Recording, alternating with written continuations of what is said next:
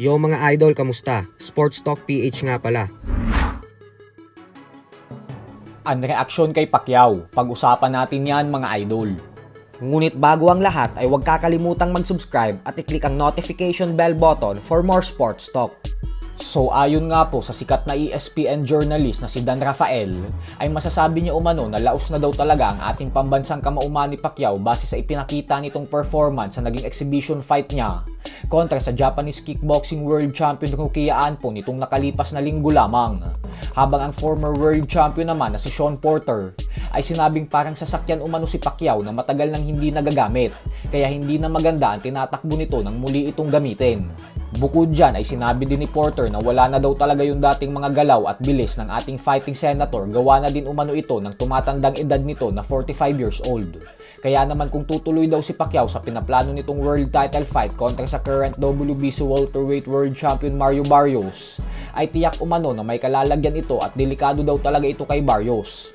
Dagdag pa ni Porter na hindi niya din daw talaga maintindihan kung bakit kailangan pa ni Pacquiao bumalik sa professional boxing. Siguro umano ay kailangan nito ng malaking pinansyal para sa gagastusin nito sa nalalapit na 2025 senatorial election.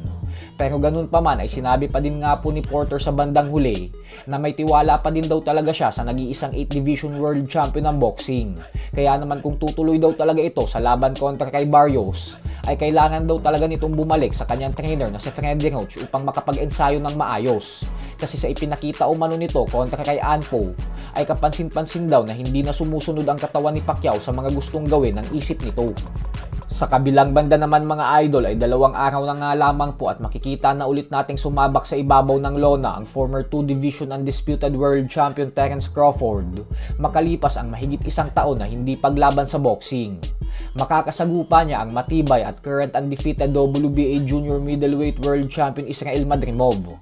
Sa laban na ito ay susubukan ni Crawford maging isang ganap na 4-division world champion, kung saan dito din magsisimula ang unang hakbang niya para sa kanyang plano na kolektahin ang mga titulo sa 154-pound division hanggang sa tuluyan siyang maging isang ganap na 3-division undisputed world champion. At sa latest interview nga po dito, ay may malaking hamon ito na ibinigay sa kanyang matalik na kaibigan na si current undefeated WBC lightweight world champion Shakur Stevenson. Ayon kay Crawford ay alam niya daw na hindi maganda ang imahe ni Stevenson ngayon sa mata ng madaming boxing fans, gawa ng hindi nakakasabik na fighting style nito. Subalit dadating din umano ang araw na mamahalin ng mga tao si Stevenson, pero kailangan daw nito gumawa ng mga bigating tagumpay sa sports ng suntukan. Kaya naman ang hamon ni Crawford kay Stevenson ay dapat daw itong maging isang undisputed world champion sa 135-pound lightweight division. Para magawa ito ni Stevenson ay kailangan niyang talunin ang mga kapwa niya kampiyon sa dibisyon na sila Gervonta Tank Davis, Vasily Lomachenko at Denis Berinchik. Isang napakalaking hamon po nito para kay Stevenson.